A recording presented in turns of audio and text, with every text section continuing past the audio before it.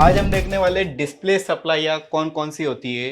एक डिस्प्ले पे ग्राफिक, एक डिस्प्ले पे लाइट कैसे बनता है, एक डिस्प्ले पे आपको कौन कौन सी लाइनें देखने को मिलेगी, उसके बारे में हम आज डिटेल में बात करेंगे। एक डिस्प्ले कनेक्टर पे कितनी पिंस हो सकती है, एक डिस्प्ले कनेक्टर पे आपको कम्युनिकेशन की कितनी लाइन मिल सकती है, यहाँ पे बात करेंगे। देखिए, पर्टिकुलर में एक बात नहीं करता हूँ कि एक्चुअल में आपको इतनी ही लाइन मिलेगी, लेकिन ये नाम की लाइनें आपको डिस्प्ले के कनेक्टर के ऊपर मिलने वाली है। फर्स्ट ऑफ अगर मैं बात करूं कि डिस्प्ले कनेक्टर को सीपीयू से कौन कौन सी लाइनें मिलती है, तो बात करते हैं यहाँ पे एमआईपीआई की लाइनें। देखिए, कम्युनिकेशन की जब लाइनें नहीं मिलेगी तो डिस्प्ले पे ग्राफिक ही नहीं बनेगा। तो यहाँ पे फर्स्ट ऑफ आती है एमआईपीआई की लाइनें, यानी यहाँ पे कुछ 10 लाइनें बनी हुई है जिसके अंदर डाटा 0, डाटा 1, डाटा 2, डाटा 3 और कुछ क्लॉक की लाइनें हैं जिसके अंदर डाटा 0 के अंदर एक डाटा पॉजिटिव और एक डाटा नेगेटिव।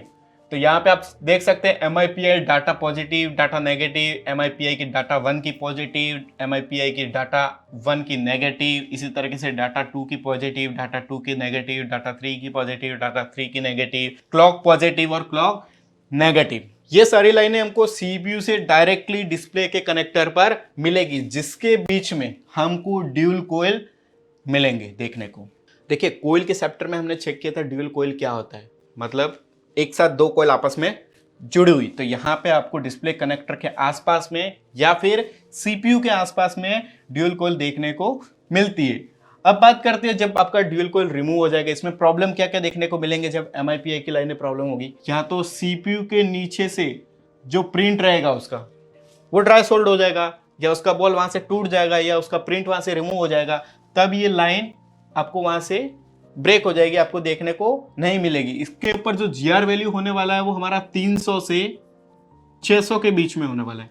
यानी कि बात करूं जीआर वैल्यू की, तो अगर एमआईपीआई की डाटा 0 पॉजिटिव पे हमको 350 जीआर वैल्यू मिलेगा, तो आपको नेगेटिव पे भी 350 ही मिलेगा। मतलब जो कंपैरिजन होने वाला है, अगर जितना डाटा पॉजिटिव को है उतना ही आपको डाटा नेगेटिव पे मिलेगा। डाटा 1, 2, 3 सब पे आपको सेम जीआर वैल्यू देखने को मिलता है।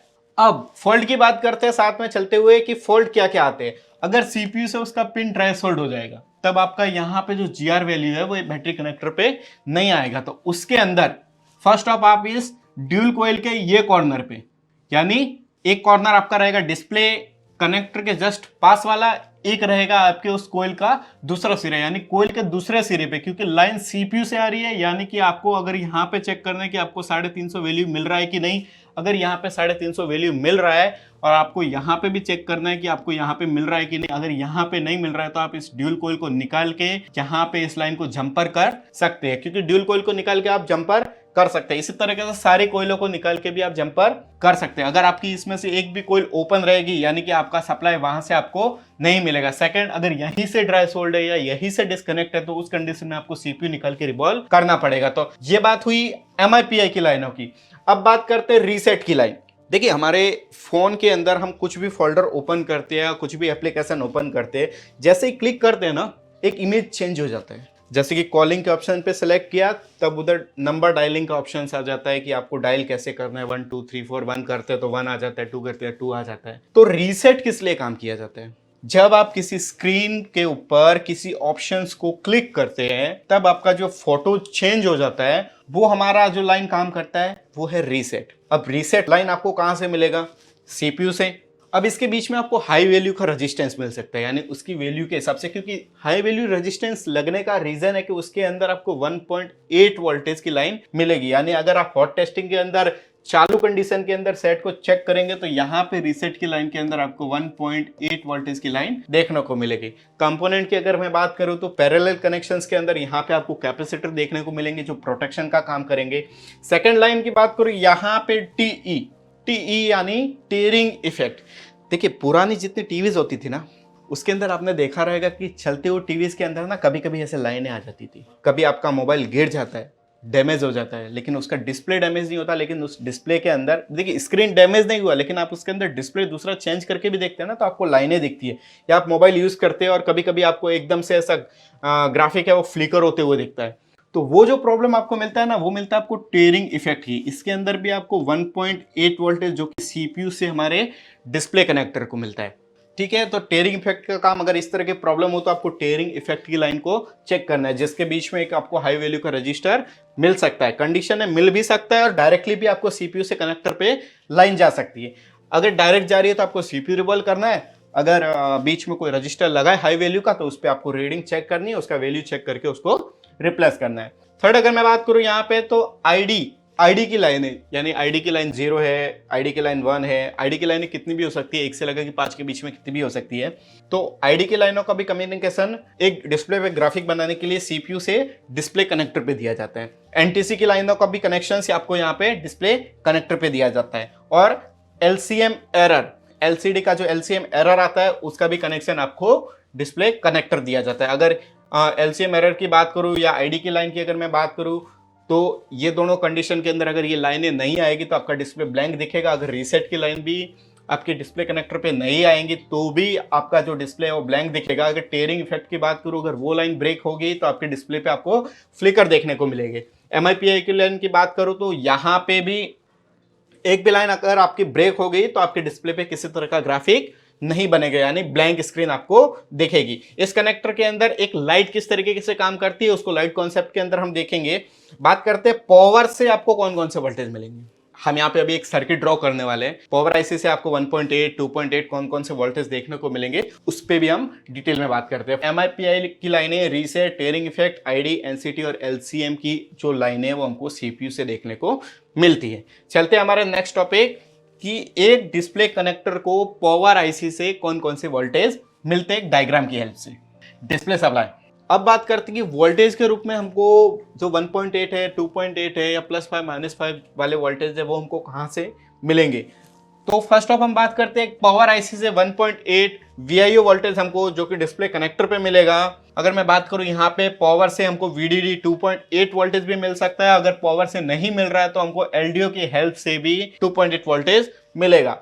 यहाँ पे अगर मैं बात करूं एक डिस्प्ले आईसी से, देखिए काफी सारे सर्किट के अंदर में आपको सर्किट की बात करूं तो कुछ सर्किट आपको ऐसे मिलेंगे जिसके अंदर आपको सिर्फ 1.8 वोल्ट और 2.8 वोल्ट मिलेगा। कुछ सर्किट आपको ऐसे मिलेंगे जिसके अंदर आपको 2.8 +5 -5 वोल्टेज मिलेगा।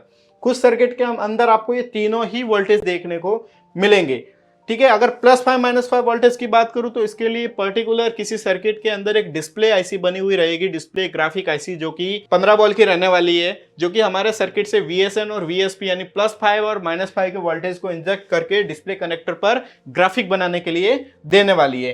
तो एक डिस्प्ले आईसी 15 वोल्ट की तरह किस तरीके से वर्क करती है उसको हम पूरे ही अपन डिटेल के अंदर देखेंगे।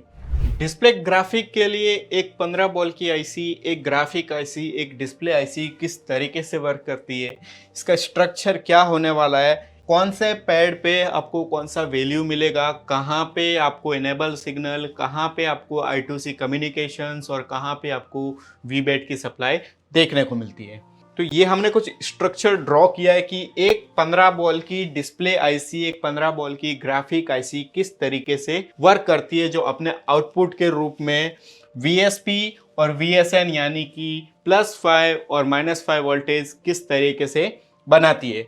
देखिए हमने बैक वीडियोस के अंदर नोटिस किया था कि एक आईसी को वर्क करने के लिए वीबैट की सप्लाई यानी फर्स्ट ऑफ जब बैटरी का वोल्टेज ही नहीं मिलेगा तो हमारा सर्किट कैसे काम करेगा। तो यहाँ पे बात करते हैं वीबैट या फिर वीपीएस जो कि हमारा रहने वाला है 4 वोल्टेज।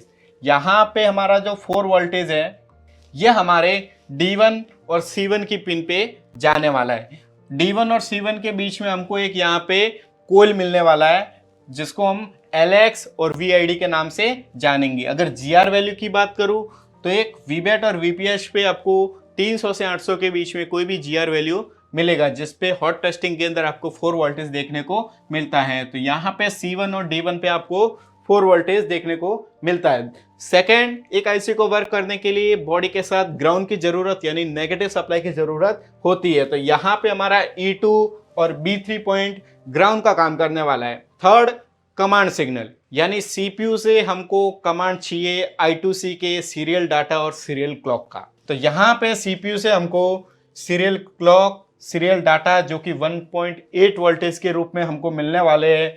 C2 और B2 पिन पे। जहां पे अगर GR वैल्यू की बात करूं तो वहां पे हमको 300 से 800 के बीच में GR वैल्यू देखने को मिलता है। फोर्थ नंबर पे हमारा रहता है अनेबल सिग्नल। एक आईसी को वर्क करने के लिए हमको EN सिग्नल की जरूरत रहती है। तो यहां से हमको CPU से 2 पॉइंट यानी B1 और A1 पे हमको 1.8 वोल्टेज, GR वैल्यू की बात करूं तो 300 से 800 के बीच में एक अनेबल सिग्नल हमको मिलता है। CPU से जो लाइन आती है उसके बीच में आपको लो वैल्यू के रजिस्टर या फिर डायरेक्ट लाइन या फिर आपको हाई वैल्यू के रजिस्टर देखने को मिल सकते हैं। अलग अलग सर्किट में अलग अलग तरह के रजिस्टर आपको देखने को मिलेंगे। नेक्स्ट अगर फिफ्थ नंबर की मैं बात करूं तो आपको एक सर्किट के अंदर V रेफरेंस की लाइन मिलेगी यानी VBST की लाइन मिलेगी। यहाँ पे हमको E2 पे एक VBST यानी 10 वोल्ट के कैपेसिटर के साथ में ग्राउंड किया गया है, जो कि हमारा आईसी जो एक्स्ट्रा वोल्टेज बनाएगी, जरूरत से ज़्यादा जो भी वोल्टेज बनेगा वो हमारे बॉडी के साथ ग्राउंड कर देगी। बाकी जितना वोल्टेज है वो एक आईसी को वर्किंग करने के लिए ले लेगी।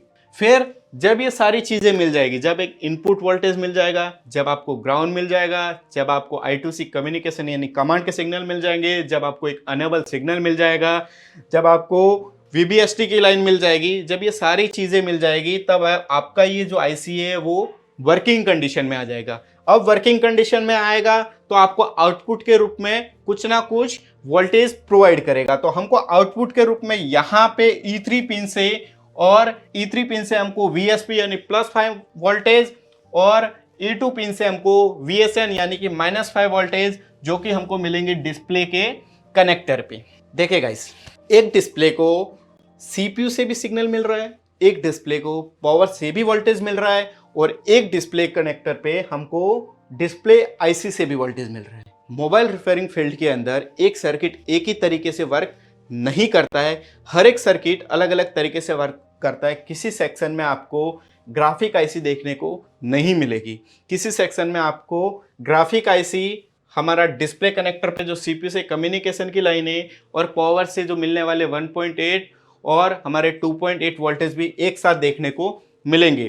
तो एक हमारा ग्राफिक आईसी कुछ इस तरीके से वर्क करता है। अगर मैं बात करूं प्रॉब्लम की, देखिए सबसे ज्यादा प्रॉब्लम क्या आता है एक ग्राफिक आईसी के अंदर, एक डिस्प्ले के ऊपर ग्राफिक नहीं बनने के ऊपर ज्यादातर हमारे जो कम्युनिकेशन की लाइनें होती है, ग्राफिक आईसी की बात कर रहा हूं यहाँ पे मैं, ग्राफिक आईसी के अंदर सीरियल डाटा और सीरियल क्लॉक के अंदर जो कमांड की लाइनें होती है, जो कम्युनिकेशन की लाइनें होती है यानी कि 1.8 वोल्टेज की लाइनें, अगर ये लाइनें CPU से ब्रेक होगी, जब कमांड ही नहीं मिलेगा तो यहाँ पे एक आईसी वर्किंग कंडीशन में नहीं होने वाली है।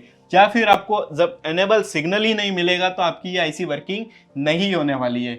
या फिर मैं बात करूँ यहाँ पे VPH और VBAT की जो लाइन है वो भी नहीं मिलेगी तो एक सर्किट, एक आईसी प्रॉपर तरीके से काम नहीं करेगी। अगर यहाँ पे VBST यानी कि 10 वोल्ट के कैपेसिटर की बात करूँ तो अगर हम सर्किट से इसको रिमूव कर देंगे तो हमारा सर्किट है वो हीट होने लगेगा, हमारा ये आईसी है वो ज्यादा हीट होने लगेगा। जैसे ये हीट होगा आपका आईसी वहां से ड्राई सोल्ड होके रिमूव हो जाएगा और आपका लाइट चला जाएगा। तो इस तरीके से हमको +5 और -5 वोल्टेज आउटपुट के रूप में डिस्प्ले कनेक्टर पे मिलने वाले हैं। तो ये सारी चीजों को हमने डिटेल के अंदर शो किया है कि CPU से कम्युनिकेशन की लाइनें कौन सी मिलेगी, MIPI की लाइनें क्या होती है, रीसेट, टेयरिंग इफेक्ट, इंटरप्ट की लाइनें क्या होती है, यहाँ पे 15 बॉल की आईसी है, ग्राफिक आईसी वो किस तरीके से वर्क करती है, या फिर LDO और पावर आईसी से आपको 2 पॉइंट जो VDD वोल्टेज रहने वाला है वो किस तरीके से मिलता है, या फिर VIO का 1.8 वोल्टेज है वो किस तरीके से मिलता है। तो आपको डिटेल के अंदर एक सर्किट को, एक मोबाइल रिपेयरिंग फील्ड के अंदर एक मदरबोर्ड को डिटेल के अंदर डायग्नोस करना है एक मल्टीमीटर की हेल्प से, वोल्टेज मोड पे, GR मोड पे, ताकि आप किसी भी मोबाइल को रिटर्न ना भेजें और उसको प्रॉपर तरीके से रिपेयरिंग कर सकें।